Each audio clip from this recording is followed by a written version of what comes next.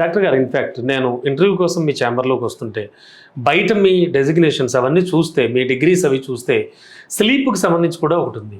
What is it sir? Actually sleep స్పెషలిస్టా ఏమంటారు మిమ్మల్ని? ఏం చేస్తారు? ఇప్పుడు స్లీప్ అంటే we spend 1/3 of our life in sleep అండి. 8 hours మీరు రోజు స్లీప్లెస్ స్పెండ్ చేస్తాం. ఇప్పుడు ఆ స్లీప్ క్వాలిటీ డ్యూరేషన్ మీకు బాగలేదంటే ఆటోమేటిక్లీ మీ పర్ఫార్మెన్స్ అన్నీ తగ్గుతుంది. ఎస్పెషల్లీ ఇప్పుడు ఈ ప్రకారం లైఫ్ స్టైల్లో ఓఎస్ఏ అంటే ఒక పెద్ద ప్రాబ్లం ఉంది, అబ్స్ట్రక్టివ్ స్లీప్ అప్నియా. బేసిక్లీ ఆ గురుకా వస్తుంది కదా నైట్, అది అన్ని టైం నార్మల్ గురుకా కాదు. ఇప్పుడు ఆ గురుకా రావడం టైంలో మీకు లంగ్ ప్రాబ్లమ్ ఏమైనా గురక వచ్చే ఛాన్స్ ఉంటుందా? 100%. మీకు ఒబిసిటీ ఉంటే, ఆస్తమా ఉంటే అప్పుడు కూడా మీకు ఆ గురక వస్తుంది. అలాంగ్ విత్ దట్ మీకు ఓఎస్ఏ ప్రాబ్లం కూడా ఉండొచ్చు. బేసిక్గా ఓఎస్ఏ ప్రాబ్లంలో ఏమవుతుందంటే మీ శ్వాస పైప్ సైజ్ తగ్గుతుంది. అది తగ్గిన టైంలో మీ బాడీ ఆక్సిజన్ లెవెల్స్ అంటే ఇక్కడ ఇది చూపిస్తున్నారు కదా దాని ప్రకారం. ఓకే, సో ఇప్పుడు మన శ్వాస పైప్ ఇట్లా ఉండాలి, ఓపెన్ గా ఉండాలి, అంత వెడల్పుగా.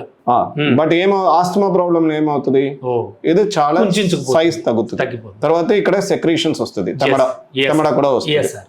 సో ఇప్పుడు అట్లా వస్తే ఏమవుతుంది, మీకు ఆయాసం రావడము, పిల్లి కుతులు రావడము, దగ్గు రావడము, ఈ అన్ని టెండెన్సీస్ అన్కంఫర్టబుల్ వస్తుంది.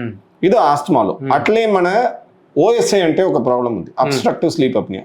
ఎస్పెషల్లీ మీకు బరువు ఎక్కువ ఉంటే, లేదంటే నెక్ సైజ్ తక్కువ ఉంటే, నెక్ ఫ్యాట్ ఎక్కువ ఉంటే, పోస్ట్ మీనోపాసల్ విమెన్ ఆ పేషెంట్స్ లో, లేదంటే మీ క్రానిక్ ఆల్కహాలిక్ పేషెంట్స్ ఉంటే మీ నిద్ర టైంలో మీ శ్వాస పైప్ అట్లా బంద్ అవుతుంది. ఇప్పుడు అది బంద్ అయితే ఏమవుతుంది, అది ఓపెన్ చేయడం కోసం మీకు గురక వస్తుంది. బట్ బంద్ అయితే మీ బాడీ ఆక్సిజన్ లెవెల్స్ తగ్గుతాయి. ఇప్పుడు ఆక్సిజన్ లెవెల్ తగ్గితే ఏమవుతుంది, మీ మొత్తం బాడీ సిస్టమ్ మీద ఎఫెక్ట్ వస్తుంది. మీ హార్ట్ మీద ఏమవుతుంది, హార్ట్ రేట్ పెరగడం ఛాన్సెస్, అరిథ్మియా అంటే చెప్తారు, ఇర్రెగ్యులర్ హార్ట్ రేట్ ఉండడం ఛాన్సెస్, ఎర్లీ హార్ట్ అటాక్ రావడం ఛాన్సెస్, ఇదన్నీ రిస్క్ పెరుగుతుంది. ఇప్పుడు ఈ ఆక్సిజన్ తగ్గితే మెటబాలిక్ సిండ్రోమ్స్ అంటే వస్తుంది, మీకు షుగర్ రావడం ఛాన్సెస్, అన్కంట్రోల్డ్. అంటే ఇలా ఉండాలంటారు మొత్తం ఓపెన్ గా ఈ టైప్ ఆఫ్. ఎగ్జాక్ట్లీ అట్లా ఉండాలి. సో అది లేదంటే ఇది అన్ని ప్రాబ్లం వస్తుంది.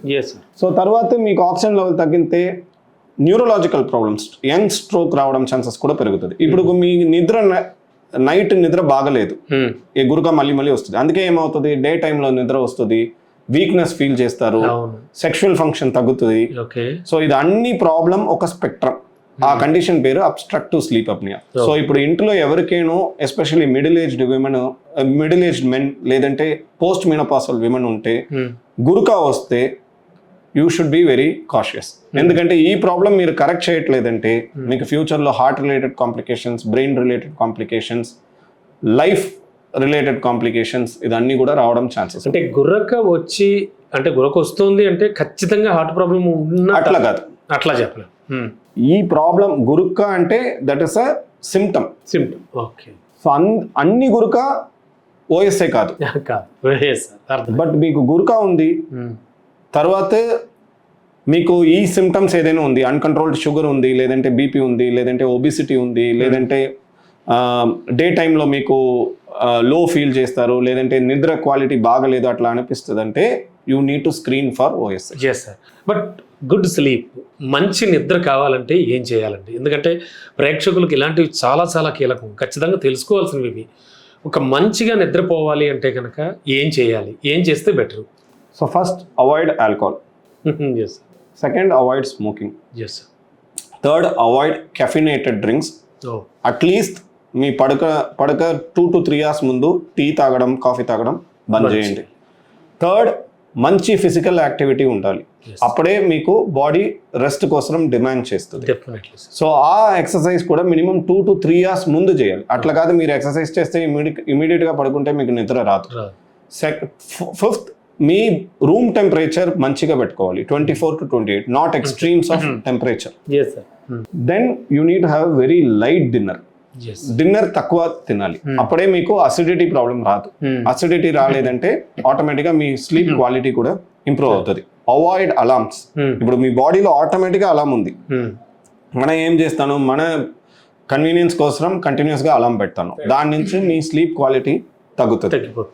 తర్వాత you should not spoil your sleep schedule.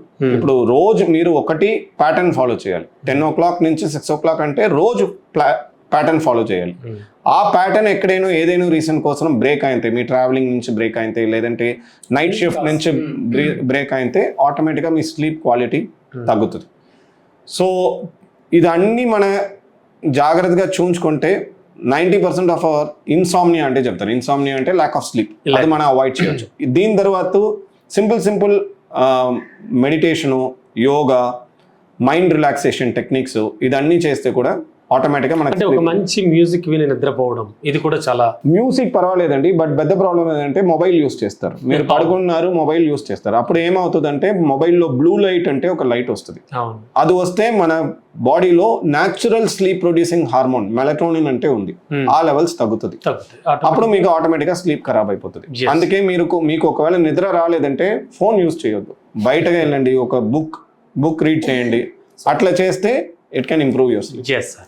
చాలా చక్కటి విషయాలు చెప్పారు డాక్టర్ గారు. లాస్ట్ బట్ నాట్ లీస్ట్, మంచి లంగ్స్ కోసం ఎటువంటి ప్రాబ్లమ్స్ లేకుండా అంటే ఇన్ఫ్యాక్ట్ నేను అడగడం మర్చిపోయాను, ఏమైనా కొన్ని ఇంటేక్ ఫుడ్స్ వల్ల కూడా లంగ్స్కి ఏమైనా ప్రాబ్లం వచ్చేటువంటి ఛాన్స్ ఉందా, అది కూడా చెప్తూ మంచి లంగ్స్ కావాలంటే ఏం చేయాలి, ఎలాంటి అలవాట్లు ఉంటే better?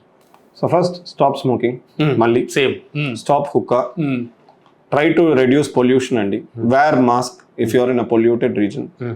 Most important is vaccination, flu vaccination, pneumonia vaccination, కావాలంటే covid booster vaccinations. Next compliance to medication. ఇప్పుడు మీకు ఇన్హేలర్ మీ డాక్టర్ చెప్తే సరిగా యూజ్ చేయండి, అట్లా కాదు 2 రోజులు తగ్గిందంటే బంద్ చేస్తే ఈ ప్రాబ్లం మళ్ళీ వస్తుంది.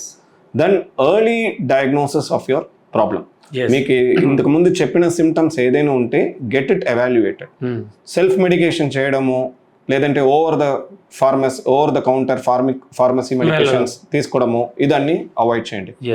దెన్ గుడ్ ఫిజికల్ యాక్టివిటీ ముందు చెప్పిన ప్రకారం. తర్వాత take food with high anti oxidant content, nuts, fruits, high protein content. So ఇదన్నీ చేస్తే మెజారిటీ ఆఫ్ మన ప్రాబ్లం తగ్గుతుంది. తర్వాత లాస్ట్ ఇంతకు ముందు చెప్పిన ప్రకారం మీ స్లీప్ బాగా ఉంటే ఆటోమేటిక్లీ మీ డే టైమ్ పర్ఫార్మెన్స్ ఇంప్రూవ్ అవుతుంది. Right sir, thank you sir, thank you so much.